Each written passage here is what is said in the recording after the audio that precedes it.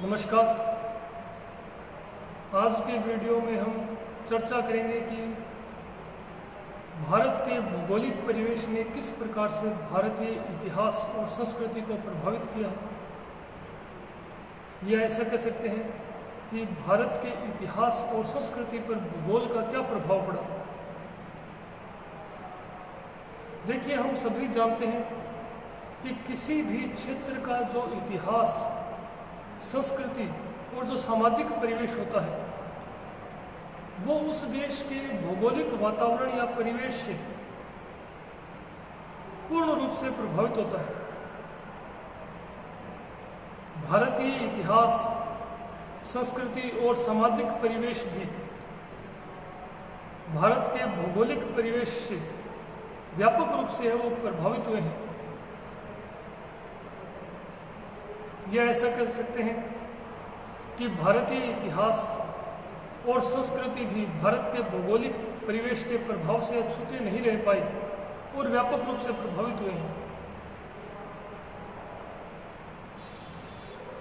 प्राचीन जो भारत है वो एशिया महाद्वीप का एक उपमहाद्वीप रहा है, जिसमें न केवल वर्तमान भारत बल्कि पाकिस्तान, नेपाल, भूटान, तिब्बत का कुछ क्षेत्र आदि भी सम्मिलित थे। इस विशाल भारतीय उपमहाद्वीप की जो भौगोलिक विविधताएं थी, यह ऐसा कह सकते हैं कि इस विशाल भारतीय उपमहाद्वीप की भौगोलिक विविधताओं ने इस क्षेत्र के भिन्न भिन्न भागों में भिन्न भिन्न संस्कृतियों के उद्भव और उनके विकास में महत्वपूर्ण भूमिका निभाई। किसी भी क्षेत्र या ऐसा कह सकते हैं कि देश का जो भौगोलिक परिवेश होता है, उस भौगोलिक परिवेश के अंतर्गत भौतिक उच्चावच या ऐसा कह सकते हैं कि पर्वत और दर्रे, नदियां और मैदान, मरुस्थल या मरुस्थलीय प्रदेश, पठार, समुद्र तटीय क्षेत्र आदि सम्मिलित होते हैं। और ये सभी भौतिक उच्चावच किसी भी देश या क्षेत्र के इतिहास और संस्कृति को व्यापक रूप से प्रभावित करते हैं। और भारत का जो भौगोलिक परिवेश है या भौतिक उच्चावच है, या भारतीय क्षेत्र में जो पर्वत, दर्रे, नदियां, मैदान, मरुस्थल, पठार, तटवर्ती क्षेत्र हैं, उन्होंने भी भारतीय इतिहास, संस्कृति और सामाजिक परिवेश को व्यापक रूप से प्रभावित किया है। और इस चीज को समझने के लिए हमें सबसे पहले भारतीय भौगोलिक परिवेश को समझना आवश्यक है कि भारत का भौगोलिक परिवेश कैसा है। हम सभी जानते हैं कि जो भारत का विशाल भौगोलिक क्षेत्र है, उसके उत्तर और उत्तर पूर्व में विशाल हिमालयी पर्वतीय प्रदेश स्थित है। इस विशाल हिमालय पर्वतीय प्रदेश से मैदानी भाग में बहने वाली लगभग सभी नदियां हैं वो इस विशाल पर्वतीय प्रदेश से ही निकलती है। और इन नदियों के कारण ही भारत का जो विशाल उत्तर का मैदान है वो निर्मित हुआ है। इसी प्रकार पश्चिमोत्तर में है वो किरथर, सफेद को है, सुलेमान की पर्वत श्रृंखला स्थित है, जो भारत को मध्य एशिया से पृथक करती है। परंतु इन्हीं पर्वत श्रृंखलाओं के मध्य तंग रास्ते, जिन्हें दर्रे कहा जाता है, स्थित हैं, जिनके माध्यम से भारत का मध्य एशिया और सुदूर यूरोप तक स्थल मार्ग से संपर्क संभव हो सका। इन दर्रों में खैबर, बोलन, टोची, गोमल आदि प्रमुख हैं। इसी प्रकार पश्चिमी भारत में थार का महान मरुस्थल स्थित है। उत्तर और दक्षिण भारत को पृथक करने वाला जो प्रायद्वीपीय पठार है, वो भी भारत की एक भौगोलिक विशेषता है, जो किनारों पर से है वो अधिक ऊंचा उठा होने के कारण एक प्रकार से वृष्टि छाया प्रदेश का निर्माण करता है। और इस उत्तर और दक्षिण भारत को एक प्रकार से पृथक करने में इसी पठार और विंध्याचल पर्वत श्रृंखला का भी एक महत्वपूर्ण भूमिका रही है, जिसने उत्तर भारतीय शासकों को दक्षिण भारत और दक्षिण भारतीय शासकों को उत्तर भारत पर अधिकार करने से एक प्रकार से वंचित कर दिया।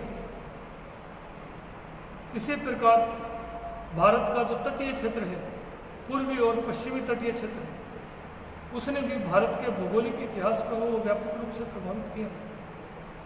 तो ये भारत के भौगोलिक क्षेत्र हैं जिन्होंने भारतीय इतिहास और संस्कृति को किस प्रकार से प्रभावित किया, इसके ऊपर हम चर्चा करेंगे। सबसे पहले हम देखेंगे कि भारत के उत्तर और उत्तर पूर्व में स्थित जो हिमालय का पर्वतीय प्रदेश है, उसने किस प्रकार से भारतीय इतिहास और संस्कृति को प्रभावित किया है। हम सभी जानते हैं कि भारत के उत्तर पूर्व और उत्तर में हिमालय की विशाल जो पर्वतीय श्रृंखला है वो स्थित है, जो कि पश्चिमोत्तर में सिंधु नदी या हिंदुकुश पर्वत श्रृंखला से लेकर उत्तर और उत्तर पूर्व में हिमालय तक विशाल पर्वत श्रृंखलाओं से परिवेष्टित है या घिरा हुआ है। इस पर्वतीय प्रदेश को मोटे तौर पर तीन भागों में विभाजित किया जाता है। यह हिमालय का पर्वतीय प्रदेश है, वो लगभग 2400 किलोमीटर लंबा तथा 150 से लेकर 320 किलोमीटर तक चौड़ा है। और इस पर्वतीय प्रदेश को तीन श्रेणियों में विभाजित किया जाता है। महान हिमालय या वृहद हिमालय, जिसे हिमाद्री भी कहा जाता है। दूसरी जो श्रेणी है वो है मध्य हिमालय, और तीसरी जो श्रेणी है लघु हिमालय, जिन्हें शिवालिक की पहाड़ियाँ भी कहा जाता है। इस पर्वत श्रृंखला का जो सबसे उत्तरी छोर है उसे महान या वृहद हिमालय के नाम से जाना जाता है। और इस क्षेत्र में मुख्य रूप से अधिकांशतः हिम आच्छादित जो पर्वत श्रृंखला है वो स्थित है, जिनमें माउंट एवरेस्ट, जो कि सबसे ऊंची पर्वत श्रृंखला भी है, 8,848 मीटर ऊंची, कंचनजंगा, गॉडविन ऑस्टिन, नंदा देवी आदि पर्वत श्रृंखला है वो इसी महान हिमालय वाले क्षेत्र में या हिमाद्री में स्थित है। अधिकांश ग्लेशियर है वो इसी क्षेत्र में स्थित है। दूसरी श्रेणी मध्य हिमालय की है और तीसरी श्रेणी लघु हिमालय, जहाँ अपेक्षाकृत जो कि हिमालय पर्वतीय श्रृंखला का दक्षिणतम छोर है, जहाँ अधिकांशतः छोटी छोटी पहाड़ियाँ स्थित है, श्रृंखलाबद्ध छोटी छोटी पहाड़ियाँ स्थित है, जिन्हें शिवालिक की पहाड़ियों के नाम से जाना जाता है। इन पर्वत श्रृंखलाओं ने भारतीय इतिहास और संस्कृति को किस प्रकार से प्रभावित किया?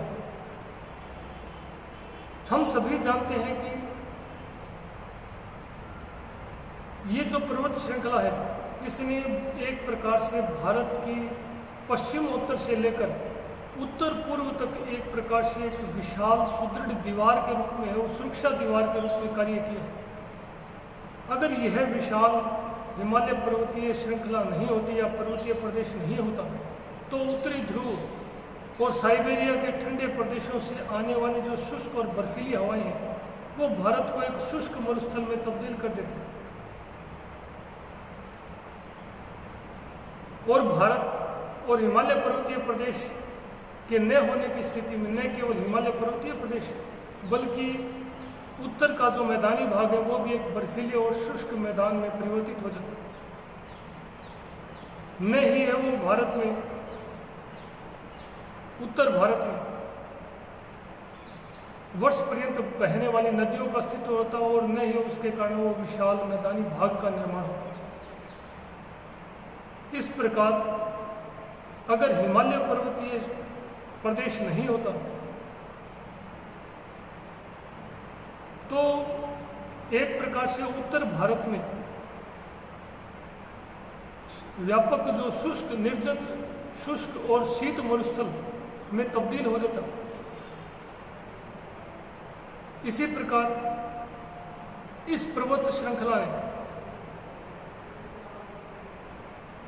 उत्तर की ओर से विदेशी आक्रमणकारियों के विरुद्ध एक सुदृढ़ सुरक्षा दीवार के रूप में भी कार्य किया है। चूंकि हम पूर्व में चर्चा कर चुके हैं कि हिमालय पर्वत श्रृंखला जो है इसमें विशाल